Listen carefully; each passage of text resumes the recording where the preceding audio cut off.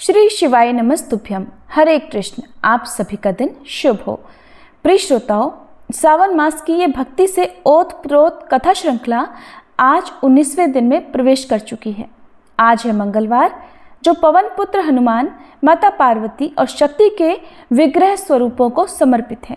आज हम वंदन करते हैं भगवान शिव के काल भैरव अवतार को, जो समय के नियंता, अधर्म के संहारक और भक्तों के परम रक्षक हैं। तो आइए हम सब मिलकर प्रार्थना करें। हे काल भैरव, हमें जीवन के संघर्षों में विजय, कर्तव्य में स्थिरता और धर्म के मार्ग पर अडिग रहने का साहस दें। हे माँ पार्वती, हमारे जीवन में श्रद्धा, ममता और शक्ति का संचार करें, जिससे हम संतुलित और समर्पित बने रहें। हे बजरंगबली, हमारे भीतर भक्ति, वीरता और निस्वार्थ सेवा की लौ जलाएं। यदि कथा, व्रत या भावनाओं में कोई त्रुटि रह जाए तो हे प्रभु, उसे क्षमा करें और अपनी कृपा से हमें संतुलित मार्ग पर रखें। आइए अब आज की कथा से पहले जान लेते हैं आज के पंचांग के बारे में। आज दिनांक है 29 जुलाई और दिन है मंगलवार। आज सावन मास के शुक्ल पक्ष की पंचमी तिथि है। पंचमी तिथि पूरा दिन रहने के बाद मध्य रात्रि 12:46 पर समाप्त होगी। आज ब्रह्म मुहूर्त का समय रहेगा सुबह 4:24 से 5:12 तक। सूर्योदय का समय सुबह 6 बजे और सूर्यास्त होगा शाम 7:06 पर। इसके अलावा आज राहु काल दोपहर 3 बजे से 4:30 बजे तक रहेगा। बहुत ही शुभ योग आज के दिन बन रहे हैं, जिसमें आज शिव और सिद्धि योग बन रहे हैं। सर्वार्थ सिद्धि योग निर्माण हो रहा है। इन योगों में आप कोई भी शुभ काम कर सकते हैं। अब आज के अध्याय से पहले सुनते हैं बजरंगबली हनुमान जी की कथा। एक बार व्यास जी ने कहा कि एक बार नैमिषारण्य तीर्थ में 88,000 मुनि एकत्रित होकर पुराणों के ज्ञाता श्री सूत जी महाराज से पूछने लगे, हे महामुने, आपने हमें अनेक पुराणों की कथाएं सुनाई हैं। आप कृपा करके हमें ऐसा व्रत और कथा बताइए जिसके करने से संतान की प्राप्ति हो और मनुष्यों को रोग, शोक, अग्नि, सर्व दुख आदि का भय दूर हो, क्योंकि कलयुग में तो सभी जीवों की आयु बहुत कम है। फिर इस पर उन्हें रोग, चिंता, कष्ट लगे रहते हैं, तो ऐसे में वह अपना ध्यान श्री हरि के चरणों में भला कैसे लगा सकेंगे। तब श्री सूत जी बोले, हे मुनियों, आपने लोक कल्याण के लिए बहुत ही उत्तम बात पूछी है। एक बार धर्मराज युधिष्ठिर ने भगवान श्री कृष्ण से लोक कल्याण के लिए यही प्रश्न किया था। भगवान श्री कृष्ण और युधिष्ठिर के बीच जो वार्तालाप हुआ था, जो संवाद हुआ था, वो तुम्हारे सामने कहता हूँ, ध्यान देकर सुनो। एक समय पांडवों की सभा में श्री कृष्ण जी बैठे हुए थे। तब युधिष्ठिर महाराज ने भगवान श्री कृष्ण से प्रश्न किया, हे गोविंद, हे माधव, आपने मुझे अनेकों कथाएं सुनाई हैं। आज आप कृपा करके ऐसा व्रत या कथा सुनाइए जिसके करने से मनुष्य को रोग, चिंता का भय दूर हो और उसे पुत्र की प्राप्ति हो। हे प्रभु, बिना पुत्र के जीवन व्यर्थ है। पुत्र के बिना मनुष्य नरकगामी होता है। पुत्र के बिना मनुष्य पितृ ऋण से छुटकारा नहीं पा सकता और न ही उसका पुन्नग नामक नरक से उद्धार हो सकता है। इसलिए पुत्रदायक व्रत बतलाइए। तब भगवान श्री कृष्ण इस प्रकार बोले, हे राजन, मैं एक प्राचीन इतिहास सुनाता हूँ, आप उसे ध्यानपूर्वक सुनो। कुंडलपुर नामक एक नगर था। उसमें नंदा नामक एक ब्राह्मण रहा करता था। भगवान की कृपा से उसके पास सब कुछ था, फिर भी वह बहुत दुखी था। इसका कारण यह था कि ब्राह्मण की पत्नी सुनंदा की कोई संतान नहीं थी। सुनंदा पतिव्रता थी, भक्तिपूर्वक श्री हनुमान जी की आराधना किया करती थी। मंगलवार के दिन व्रत करके अंत में भोजन बनाकर हनुमान जी को भोग लगाने के बाद स्वयं भोजन करती थी। एक बार मंगलवार के दिन वह ब्राह्मणी घर के काम की अधिकता के कारण हनुमान जी को भोग न लगा सकी, तो उसे इस बात पर बहुत दुख हुआ। उसने कुछ भी नहीं खाया और मन में प्रतिज्ञा की कि अब तो अगले मंगलवार को ही हनुमान जी को भोग लगाकर मैं अन्न जल ग्रहण करूंगी। ब्राह्मणी सुनंदा प्रतिदिन भोजन बनाती, श्रद्धापूर्वक पति को खिलाती, किंतु खुद भोजन नहीं करती और मन ही मन श्री हनुमान जी की आराधना किया करती थी। इसी प्रकार 6 दिन गुजर गए और ब्राह्मणी सुनंदा अपने निश्चय के अनुसार भूखी प्यासी निराहार रही। अगले मंगलवार को ब्राह्मणी सुनंदा प्रातःकाल ही मूर्छित होकर गिर पड़ी। ब्राह्मणी सुनंदा की इस असीम भक्ति के प्रभाव से बजरंगबली हनुमान जी बहुत प्रसन्न हुए और प्रकट होकर बोले, सुनंदा, मैं तेरी भक्ति से बहुत प्रसन्न हूँ, तू उठ और कोई वर मांग। सुनंदा अपने आराध्य देव श्री हनुमान जी को देखकर आनंद की अधिकता से विह्वल होकर श्री हनुमान जी के चरणों में गिरकर बोली, हे प्रभु, मेरी कोई संतान नहीं है, कृपा करके मुझे संतान प्राप्ति का आशीर्वाद दे दीजिए तो आपकी अति कृपा होगी। तब बजरंगबली जी बोले, तेरी इच्छा अवश्य पूर्ण होगी, तुझे एक कन्या पैदा होगी, उसके अष्टांग प्रतिदिन सोना दिया करेंगे। ऐसा कहकर बजरंगबली हनुमान जी अंतर्ध्यान हो गए। अब तो सुनंदा बहुत प्रसन्न हुई और सभी समाचार अपने पति से कह सुनाया। ब्राह्मण देव कन्या का वरदान सुनकर कुछ दुखी हुए, किंतु सोना मिलने की बात सुनी तो बहुत प्रसन्न हो गए। सोचा कि ऐसी कन्या के साथ तो मेरी निर्धनता भी दूर हो जाएगी। अब बजरंगबली जी की कृपा से वह ब्राह्मणी जल्दी ही गर्भवती हुई और 10वें महीने में उसे बहुत ही सुंदर पुत्री प्राप्त हुई। वह पुत्री अपने पिता के घर में ठीक उसी तरह से बढ़ने लगी जिस प्रकार शुक्ल पक्ष का चंद्रमा बढ़ता है। 10वें दिन ब्राह्मण ने उस बालिका का नामकरण संस्कार कराया। उसके कुल पुरोहित ने उस बालिका का नाम रत्नावली रखा, क्योंकि यह कन्या सोना प्रदान किया करती थी। इस कन्या ने पूर्व जन्म में बड़े ही विधान से मंगलदेव का व्रत किया था। रत्नावली का अष्टांग बहुत सा सोना देता था। उस सोने से नंदा ब्राह्मण बहुत जल्दी धनवान हो गया। अब उनके पास बहुत सारा धन था, जिस कारण वह ब्राह्मणी भी अभिमान करने लगी। समय बीतता रहा। अब रत्नावली 10 वर्ष की हो चुकी थी। एक दिन जब नंदा ब्राह्मण बहुत प्रसन्न था, तब सुनंदा ने अपने पति से कहा कि मेरी पुत्री रत्नावली विवाह के योग्य हो गई है, अतः आप कोई सुंदर और योग्य वर देखकर इसका विवाह करा दीजिए। ये सुनकर ब्राह्मण बोला, अभी तो रत्नावली बहुत छोटी है। तब ब्राह्मणी बोली, शास्त्रों की आज्ञा है कि कन्या 8 वर्ष में गौरी, 9 वर्ष में राहिणी, 10वें वर्ष में कन्या, इसके बाद रजस्वला हो जाती है। गौरी के दान से पाताल लोक की प्राप्ति होती है, राहिणी के दान से वैकुंठ लोक की प्राप्ति होती है, कन्या के दान से इंद्रलोक में सुखों की प्राप्ति होती है। अगर हे पतिदेव रजस्वला का दान किया जाता है तो घोर नरक की प्राप्ति होती है। इस पर वह ब्राह्मण बोला कि अभी तो रत्नावली मात्र 10 ही वर्ष की है और मैंने तो 16-16 साल की कन्याओं के विवाह कराए हैं, अभी जल्दी क्या है। तब ब्राह्मणी सुनंदा कहने लगी, लगता है आपको बहुत अधिक लोभ हो गया है। शास्त्रों में कहा गया है कि माता पिता और बड़ा भाई रजस्वला कन्या को देखते हैं तो वह अवश्य ही नरकगामी होते हैं। तब ब्राह्मण बोला, अच्छी बात है, कल मैं अवश्य ही योग्य वर की तलाश में अपना दूत भेजूंगा। दूसरे दिन ब्राह्मण ने अपने दूत को बुलाया और आज्ञा दी कि जैसी सुंदर मेरी कन्या है वैसा ही सुंदर वर उसके लिए तलाश करो। अब वह दूत अपने स्वामी की आज्ञा पाकर निकल पड़ा। पंपई नगर में उसने एक सुंदर लड़के को देखा। ये बालक एक ब्राह्मण परिवार का बहुत गुणवान पुत्र था। इसका नाम था सोमेश्वर। दूत ने इस सुंदर और गुणवान ब्राह्मण पुत्र के बारे में अपने स्वामी को पूरा परिचय दिया। ब्राह्मण नंदा को भी सोमेश्वर अच्छा लगा और फिर शुभ मुहूर्त में विधिपूर्वक कन्यादान करके ब्राह्मण ब्राह्मणी संतुष्ट हुए। परंतु ब्राह्मण के मन में तो लोभ समाया हुआ था। उसने कन्यादान तो कर दिया था, लेकिन वह बहुत ज़्यादा बेचैन था। उसने सोचा कि रत्नावली तो अब चली जाएगी और मुझे इससे जो सोना मिलता था वो अब नहीं मिलेगा।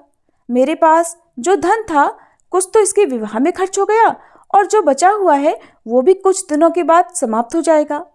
मैंने तो इसका विवाह करके बहुत बड़ी भूल कर दी है। अब कोई ऐसा उपाय हो कि रत्नावली मेरे घर में ही बनी रहे, अपनी ससुराल ना जाए। लोभ रूपी राक्षस ब्राह्मण के मस्तिष्क पर छाता जा रहा था। रात भर वह अपने बिस्तर पर बेचैनी से करवटें बदलते बदलते बेचैन रहा और उसने एक बहुत ही क्रूर निर्णय लिया। उसने विचार किया कि जब रत्नावली को लेकर उसका पति सोमेश्वर अपने घर जाएगा तो वह रास्ते में छुपकर सोमेश्वर का वध कर डालेगा और अपनी लड़की को अपने घर ले आएगा, जिससे नियमित रूप से उसे सोना भी मिलता रहेगा और समाज का कोई भी मनुष्य उसे दोष भी नहीं दे सकेगा। प्रातः हुई तो नंदा और सुनंदा ने अपने जमाई तथा लड़की को बहुत सारा धन देकर विदा किया। सोमेश्वर अपनी पत्नी रत्नावली को लेकर ससुराल से अपने घर की तरफ चल दिया। ब्राह्मण नंदा महालोभ के वशीभूत होकर अपनी मति भ्रष्ट कर चुका था। पाप पुण्य का उसे कोई विचार ही नहीं रहा।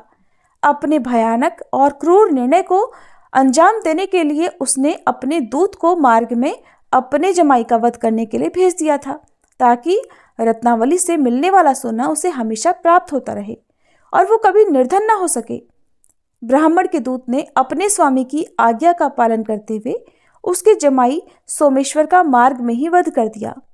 समाचार मिलने पर ब्राह्मण नंदा मार्ग में पहुंचा और रोती हुई अपनी पुत्री रत्नावली से बोला, हे पुत्री, मार्ग में लुटेरों ने तेरे पति का वध कर दिया है।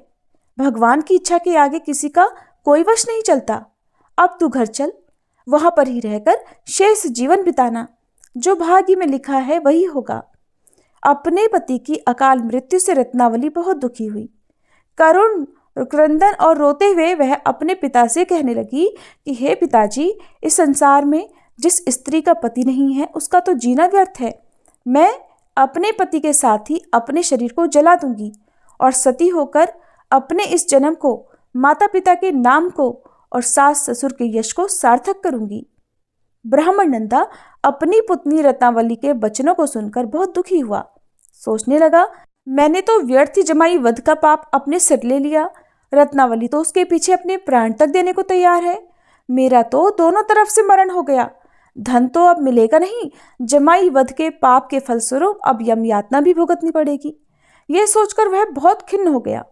सोमेश्वर की चिता बनाई गई। रत्नावली सती होने की इच्छा से अपने पति का सिर अपनी गोद में रखकर चिता में बैठ गई। जैसे ही सोमेश्वर की चिता को अग्नि लगाई गई, वैसे ही प्रसन्न होकर मंगलदेव वहां प्रकट हुए और बोले, हे रत्नावली, मैं तेरी पति भक्ति से बहुत प्रसन्न हूँ, तू वर मांग। रत्नावली ने अपने पति का जीवन दान मांग लिया। तब मंगलदेव बोले, रत्नावली, तेरा पति अजर अमर है, ये महाविद्वान भी होगा और इसके अलावा तेरी जो इच्छा हो वो वर मांग। तब रत्नावली बोली, हे ग्रहों के स्वामी, यदि आप मुझ पर प्रसन्न हैं तो मुझे ये वरदान दीजिए कि जो भी मनुष्य मंगलवार के दिन प्रातःकाल लाल पुष्प, लाल चंदन से पूजा करके आपका स्मरण करे, उसे कोई रोग व्याधि न हो, स्वजनों का कभी वियोग न हो, सर्प, अग्नि और शत्रुओं का कोई भय न रहे, और जो स्त्री मंगलवार का ये व्रत करे वो कभी विधवा न हो। तब मंगलदेव तथास्तु कहकर वहीं अंतर्ध्यान हो गए। सोमेश्वर मंगलदेव की कृपा से जीवित हो उठा। अब रत्नावली अपने पति को पुनः प्राप्त कर बहुत प्रसन्न हुई और मंगलदेव का व्रत वह प्रत्येक मंगलवार को करके व्रतराज और मंगलदेव की कृपा से इस लोक में सुख ऐश्वर्य को भोगते हुए अंत में अपने पिता के साथ स्वर्गलोक को गई। इस प्रकार मंगलवार व्रत की पावन कथा समाप्त होती है। जो भक्त मन से इस कथा को सुनते और व्रत का पालन करते हैं, उन पर भगवान श्री राम और बजरंगबली हनुमान जी की विशेष कृपा होती है। उनके जीवन से सभी दुख, बाधाएं और डर दूर हो जाते हैं। सभी प्रेम से बोलिए बजरंगबली हनुमान की जय। अब सुनिए सावन मास महात्म्य की आज की कथा। भगवान शिव देवी पार्वती से कह रहे हैं, हे पार्वती, अब श्राद्ध के विषय में मैं कुछ जरूरी बातें बताऊंगा, ध्यानपूर्वक सुनो। पार्वती, सवेरे 3 मुहूर्त तक प्रातःकाल, फिर 3 मुहूर्त संगव काल, फिर 3 मुहूर्त मध्याह्न काल और उसके बाद 3 मुहूर्त अपराह्न काल होता है। इसके बाद 3 मुहूर्त तक सायंकाल होता है। उसमें श्राद्ध नहीं करना चाहिए। कुश के अग्रभाग को दैव और मूल सहित अग्रभाग को पैतृक कहा गया है। उसमें अवलंबित कुशों को कुतुक माना गया है। श्राद्ध काल में शरीर, द्रव्य, स्त्री, भूमि, मन, मंत्र तथा ब्राह्मण, इन 7 वस्तुओं की शुद्धि पर विशेष ध्यान देना चाहिए। श्राद्ध में 3 वस्तुएं पवित्र मानी गई हैं, दौहित्र, कुतपकाल और तिल। 3 बातें प्रशंसा के योग्य कही गई हैं, शुद्धि, अक्रोध और उतावलेपन का अभाव।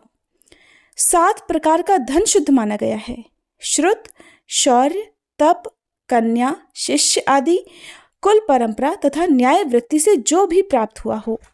इनकी प्राप्ति के उपाय भी 7 प्रकार के हैं। पहला कृषि, दूसरा वाणिज्य से प्राप्त धन कुत्सित है, तीसरा शिल्पानुवृत्ति से मिले हुए धन को शुक्ल अर्थात उत्तम कहा गया है, चौथा किए हुए उपकार के बदले में प्राप्त किया हुआ धन शबल अर्थात मध्यम श्रेणी का बताया गया है, पांचवा सूद, छठा साहस और सातवां छल कपट से कमाए हुए धन को कृष्ण अर्थात अधम कहते हैं।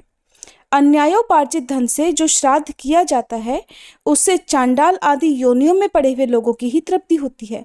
मनुष्य धरती पर जो अन्न बिखेरते हैं उससे पिशाच योनि में पड़े हुए पितरों की तृप्ति होती है।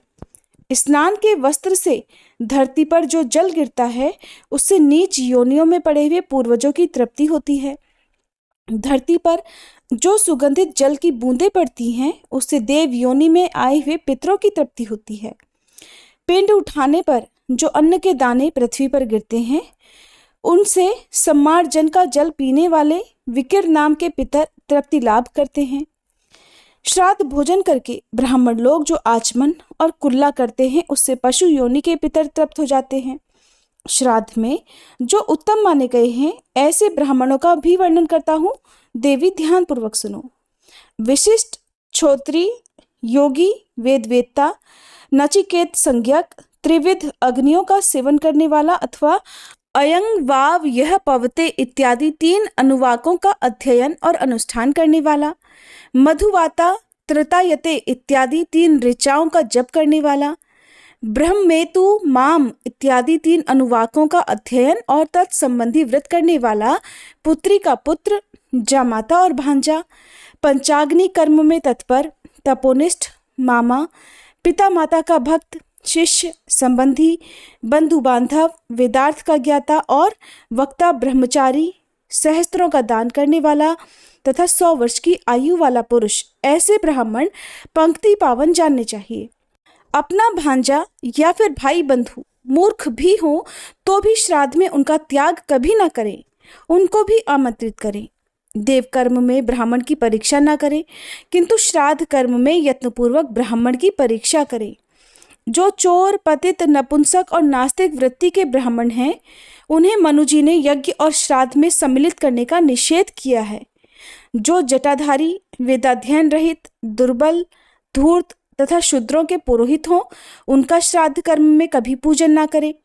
वैद्य, वेतन लेकर देव पूजा करने वाले, मांस विक्रेता तथा व्यापार से अपनी जीविका चलाने वाले ब्राह्मण भी यज्ञ और श्राद्ध में त्याज्य हैं, अर्थात उन्हें भी श्राद्ध के लिए आमंत्रित ना करें। जो गंवार, राजसेवक, बुरे नखों वाला, काले दांतों वाला, गुरु के प्रतिकूल आचरण करने वाला, अग्निहोत्र का त्यागी, सूदखोर, राजयक्ष्मा का रोगी, पशुपालन की वृत्ति से जीने वाला, परिवेत्ता अर्थात अपने बड़े भाई से पहले ही खुद विवाह करने वाला, निराकृति अर्थात किसी अंग से हीन, ब्राह्मण द्वेषी, परिवित्ति अर्थात परिवेत्ता का बड़ा भाई, कुशीलव अर्थात नाचने गाने वाला, अपकीर्णी अर्थात धर्म से भ्रष्ट हुआ, दुःशील, काना, शूद्र जाति स्त्री से संबंध रखने वाला, उढरी का बेटा, जुआरी, शराबी, कोढ़ी, कलंकित, पाखंडी, रस बेचने वाला, धनुष बाण बनाने वाला, बड़ी बहन के अविवाहित रहते उसकी छोटी बहन से विवाह करने वाला, मित्रद्रोही, पुत्र से शिक्षा लेने वाला, मिर्गी का रोगी, घेंघे वाला, श्वेत कुष्ठी, जुगलखोर, उन्मादी, अंधा तथा वेद की निंदा करने वाला, ये सभी ब्राह्मण श्राद्धों में त्याग देने योग्य हैं। जल के प्रवाह को छिन्न भिन्न करने वाला अथवा उसे रोकने वाला, दूत कर्म करने वाला, वृक्षारोपण की वृत्ति से जीने वाला, कुत्ते से शिकार खेलने वाला, बाज पक्षी से जीविका चलाने वाला, कुमारी कन्या को कलंकित करने वाला, हिंसक, शुद्ध वृत्ति से जीने वाला, आचारहीन, बहुत बड़े जन समुदाय की पुरोहिती करने वाला, प्रतिदिन भीख मांगने वाला तथा मुर्दे ढोने वाला, ऐसे ब्राह्मण यत्नपूर्वक त्याज्य हैं। उन्हें भी श्राद्ध के लिए आमंत्रित ना करें। जिनका आचरण निंदित हो वे अधम द्विज श्रेष्ठ ब्राह्मणों की पंक्ति में बैठने के अधिकारी ही नहीं हैं। इसलिए विद्वान ब्राह्मण देव कार्य और पितृ कार्य दोनों में पूर्वोक्त ब्राह्मणों को कभी सम्मिलित ना करें। प्रत्येक मास में अमावस्या आने पर श्राद्ध करना चाहिए। अष्टका तिथि, सूर्य ग्रहण, चंद्र ग्रहण, विषुव योग, अयनारंभ के दिन तथा सामान्यतः सूर्य की प्रत्येक संक्रांति के दिन श्राद्ध करना चाहिए। कृष्ण पक्ष में आद्रा, मघा, रोहिणी आदि नक्षत्रों में श्राद्ध के योग्य द्रव्य और ब्राह्मणों का संयोग प्राप्त होने पर तथा गज छाया, व्यतिपात, भद्रा और वैधृति योग में भी श्राद्ध करना चाहिए। वैशाख की तृतीया, कार्तिक शुक्ला नवमी, माघ की पूर्णिमा और भाद्रपद कृष्णा त्रयोदशी ये युगादि तिथियां मानी गई हैं। माघ मास की सप्तमी को भगवान सूर्य पहल रथ पर आरूढ़ हुए, इसलिए उसे रथ सप्तमी कहते हैं।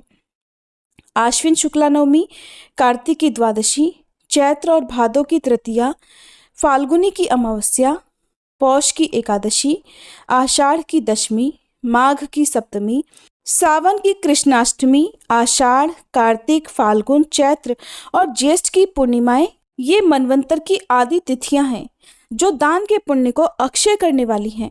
मनवंतर आदि तिथि में 12 प्रकार के श्राद्ध करने चाहिए। ये 12 प्रकार के श्राद्ध हैं: नित्य नैमित्तिक, काम्य, वृद्धि श्राद्ध, सपिंडन श्राद्ध, पार्वण श्राद्ध, गोष्ठ श्राद्ध, शुद्धि श्राद्ध, कर्मांग श्राद्ध, दैविक श्राद्ध, क्षयाय श्राद्ध और तुष्टि श्राद्ध। और इन सब में भी सांवत्सरिक अर्थात क्षयाय श्राद्ध श्रेष्ठ माना गया है। प्रतिदिन किए जाने वाले श्राद्ध को नित्य श्राद्ध कहते हैं। उसमें विश्वदेव की पूजा नहीं की जाती। अगर अन्न से श्राद्ध करने की शक्ति ना हो तो केवल जल से भी नित्य श्राद्ध किया जाता है। एकोदिष्ट श्राद्ध का नाम नैमित्तिक श्राद्ध है। अभीष्ट वस्तु की सिद्धि के लिए कामना रखकर जो श्राद्ध किया जाता है उसे काम्य श्राद्ध कहते हैं। विवाह आदि उत्सवों के अवसर पर जो श्राद्ध करते हैं उसे वृद्धि श्राद्ध कहते हैं। ये समाना इत्यादि 2 मंत्रों के द्वारा किए जाने वाले श्राद्ध को सपिंडन कहते हैं। अमावस्या आदि पर्वों पर किए जाने वाले श्राद्ध को पार्वण कहते हैं। गौशाला में जो श्राद्ध किया जाता है वह गोष्ठ श्राद्ध होता है। पाप शुद्धि के लिए जो श्राद्ध करते हैं उसे शुद्धि श्राद्ध कहते हैं। गर्भाधान, सोमयाग, सीमंतोन्नयन तथा पुंसवन आदि में जो श्राद्ध किया जाता है वह कर्मांग श्राद्ध है। देवता के उद्देश्य से किए जाने वाले श्राद्ध को दैविक श्राद्ध कहते हैं। जो देशांतर में चला जाए उसकी तुष्टि के लिए घी से श्राद्ध करना चाहिए, इसे तुष्टि श्राद्ध कहते हैं। 12 महीने पर जो श्राद्ध किया जाता है जिसे आम भाषा में बरसी भी कहते हैं उसे क्षयः अथवा सांवत्सरिक श्राद्ध कहते हैं। जो वर्ष के अंत में क्षयः के दिन पिता और माता का आदरपूर्वक श्राद्ध नहीं करते उनकी की हुई पूजा को मैं नहीं ग्रहण करता। जो मनुष्य पिता की क्षयः तिथि को ठीक नहीं जानता हो उसे माघ अथवा मार्गशीर्ष की अमावस्या को सांवत्सरिक श्राद्ध करना चाहिए। अब भगवान शिव देवी पार्वती को श्राद्ध विधि के बारे में बता रहे हैं जिसका वर्णन आप सभी अगले अध्याय में सुनेंगे। अब सुनिए भगवान शिव की भक्ति से जुड़ी एक सच्ची कहानी। एक बार एक अद्भुत कवि संत थे जिनका जन्म कर्नाटक में हुआ था। उनका नाम था दासी मैया और वो इतने अच्छे बुनकर थे कि उन्होंने एक बार बहुत बारीक और बहुत सुंदर पगड़ी का कपड़ा बुनना शुरू कर दिया। कपड़ा बुनने में बहुत मेहनत लगती है। बुनते बुनते उनको भी पूरा 1 महीना लग गया। आखिरकार उन्होंने वह कपड़ा बुन ही लिया क्योंकि उनकी कमाई भी इसी से होती थी। फिर एक दिन वह उसे बेचने के लिए बाजार में ले गए। पगड़ी का वह कपड़ा इतना सुंदर था कि किसी ने भी उस कपड़े की कीमत नहीं पूछी। सभी को लगा कि ये तो बहुत महंगा होगा। फिर वह बिना बिके हुए कपड़े के साथ ही वापस आ रहे थे कि रास्ते में उन्हें एक बूढ़ा आदमी बैठा हुआ मिला। उसने दासी मैया की तरफ देखा और देखकर कहा कि बाबा मैं कांप रहा हूँ, क्या तुम्हारे पास जो कपड़ा है वो मुझे दे सकते हो? दासी मैया बहुत दयालु थे और उन्होंने वह कपड़ा बूढ़े आदमी को दे दिया जिसे बुनने में उन्हें पूरा 1 महीना लगा था। दासी मैया को लगा कि वह बूढ़ा आदमी ठंड के मारे उस कपड़े को ओढ़ लेगा, लेकिन ये क्या हुआ? उस आदमी ने वह कपड़ा खोला और उसके कई टुकड़े कर दिए। एक टुकड़ा अपने सिर पर बांध लिया, दूसरा अपनी छाती पर और 2 छोटे छोटे टुकड़े अपने पैरों और हाथों पर बांधकर वो बैठ गया। दासी मैया उसे बस देखते रहे। उन्हें हैरानी हुई कि उस आदमी ने ये कपड़ा फाड़ क्यों दिया। फिर अचानक से जब बूढ़े आदमी ने देखा कि दासी मैया उसे बहुत ध्यान से देख रहे हैं तो उसने ही पूछा, क्या कोई दिक्कत है? तो दासी मैया कहने लगे, नहीं, बस ये कपड़ा तो आपका ही है, अब आप चाहें जो इसका करें। फिर दासी मैया उस बूढ़े आदमी को अपने घर पर खाना खिलाने के लिए लेकर गए, लेकिन उनके घर पर खाने के लिए कुछ भी नहीं था। घर पर आए हुए मेहमान को देखकर उनकी पत्नी बोली कि घर में तो इतना खाना भी नहीं कि आप ही खा सकें और आप अपने साथ एक मेहमान और ले आए। अब दासी मैया बड़े परेशान हो गए। महीनों की मेहनत करने के बाद वो जो कपड़ा बुनते उससे बेचने के बाद जो भी रुपए मिलते उन्हीं से उनका घर चला करता था और आज उनकी मेहनत भी व्यर्थ गई थी। दासी मैया ने सोचा, घर पर आए हुए अतिथि का अपमान करना ठीक नहीं। तब उन्होंने अपनी पत्नी से कहा कि तुम मेरा मत सोचो, मेरे साथ जो अतिथि आए हैं उनका पेट भरना जरूरी है, इसलिए घर में जो भी तिल फूल है उसे ही बनाकर ले आओ। अब भला देर किस बात की थी? भगवान भी अपने सच्चे भक्त को ज्यादा देर परेशानी में नहीं देख सकते। वह बूढ़ा आदमी और कोई नहीं बल्कि स्वयं भगवान शिव थे। उन्होंने दासी मैया की करुण हालत देखी तो वह अपने वास्तविक रूप में वहां प्रकट हो गए। फिर भगवान शिव ने एक मुट्ठी चावल उनके अनाज के बर्तन में डाल दिया। अब वह बर्तन अक्षय पात्र बन गया, यानी जिसका कभी अंत ना हो, जिसमें से जितना भी भोजन मांगो उतना मिलता ही रहे, कभी भोजन समाप्त ही ना हो। फिर तो उस बर्तन में रखा हुआ अनाज कभी खत्म ही नहीं हुआ, वो बर्तन कभी खाली ही नहीं हुआ। अब दासी मैया और उनकी पत्नी भगवान के चरणों में गिर पड़े। देखते ही देखते भगवान शिव वहां से अंतर्ध्यान हो गए। अब दासी मैया और उनकी पत्नी ने उस बर्तन से बहुत से लोगों की मदद की, यानी कि जो लोग भी भूखे होते, जिनके पास पैसे नहीं होते, उन्हें भरपेट भोजन कराते और खुद भी उससे ही भोजन करने लगे। इसीलिए भोलेनाथ को पाने के लिए कुछ ज़्यादा मेहनत करने की भी जरूरत नहीं पड़ती। बस भोले बाबा के प्रति मन में सच्ची श्रद्धा होनी चाहिए, विश्वास होना चाहिए और आपका मन सही होना चाहिए। जय भोलेनाथ। आज के अध्याय में बस इतना ही। अब सुनिए शिव चालीसा पाठ। जय गणेश गिरिजासवन, मंगल मूल सुजान, कहत अयोध्या दास तुम, देहु अभय वरदान। जय गिरिजापति दीन दयाला, सदा करत संतन प्रतिपाला। भाल चंद्रमा सोहत नीके, कानन कुंडल नाग फनी के। अंग गौर शिर गंग बहाए, मुंड माल तन क्षार लगाए। वस्त्र खाल बाघंबर सोहे, छवि को देखी नाग मन मोहे।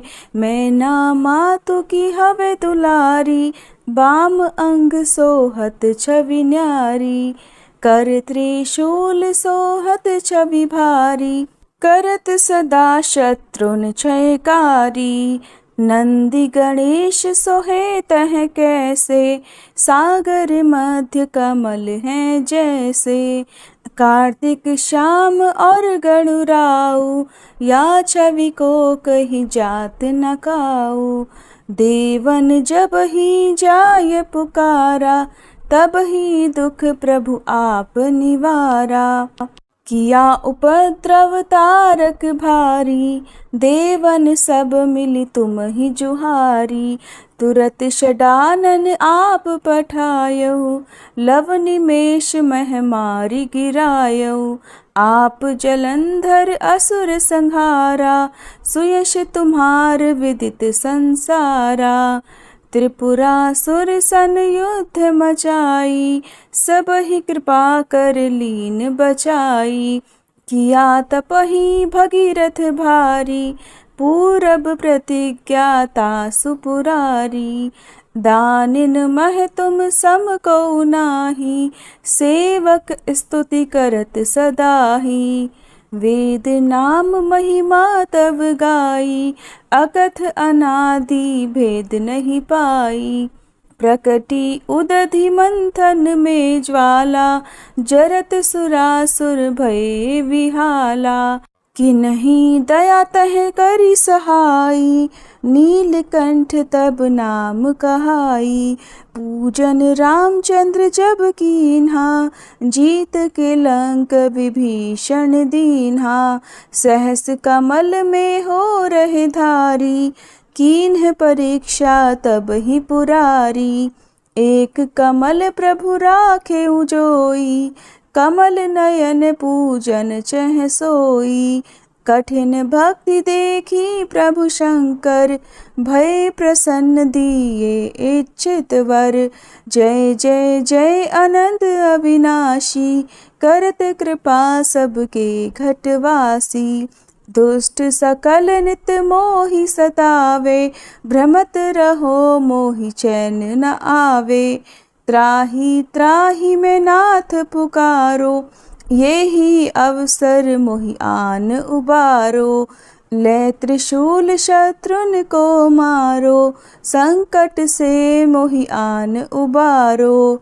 मात पिता भ्राता सब होई, संकट में पूछत नहीं कोई। स्वामी एक है आस तुम्हारी, आये हरहु मम संकट भारी। धन निर्धन को देत सदा ही, जो कोई जाचे सो फल पाही।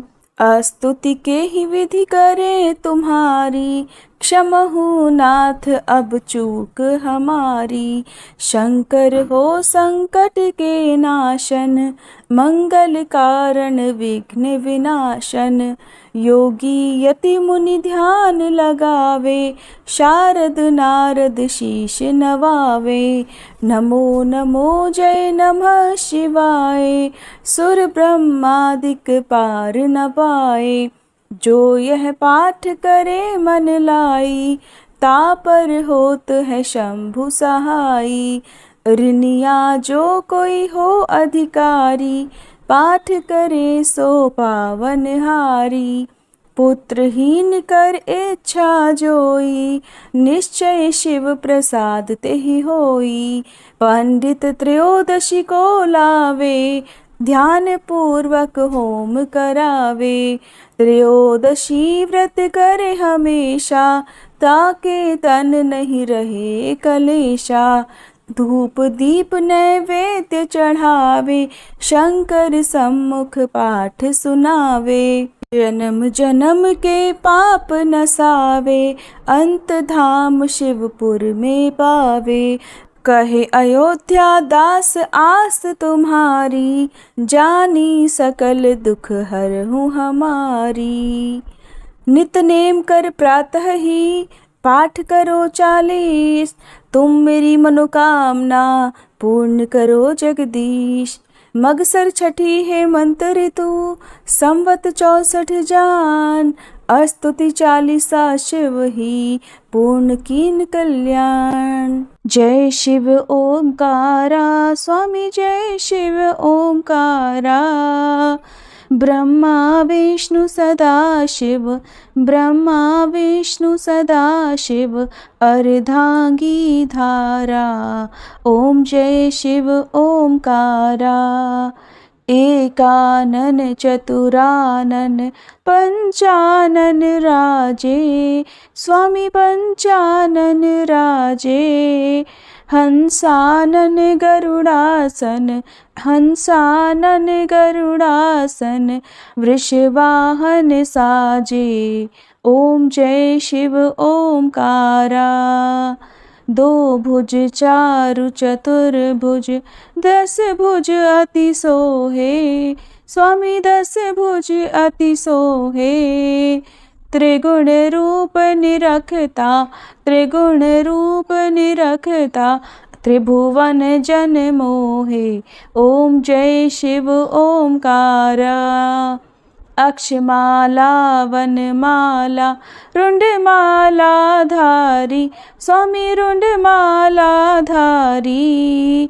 चंदन मृग मद सोहे, चंदन मृग मद सोहे, भाले शशिधारी। ओम जय शिव ओंकारा। श्वेतांबर पीतांबर, बाघांबर अंगे, स्वामी बाघांबर अंगे। सनकादिक गरुड़ादिक, सनकादिक गरुड़ादिक, भूतादिक संगे।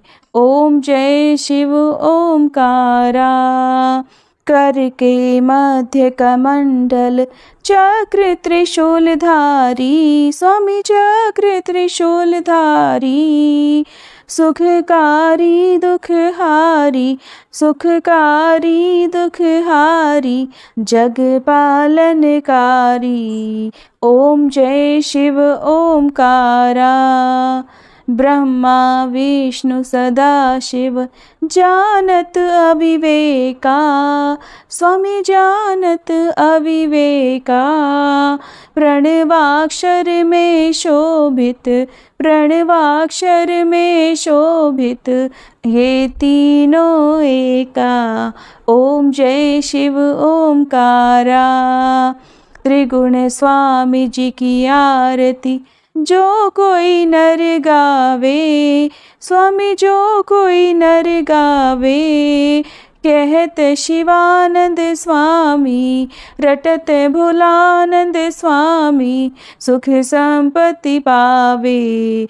ओम जय शिव ओमकारा, ओम जय शिव ओमकारा, स्वामी जय शिव ओमकारा।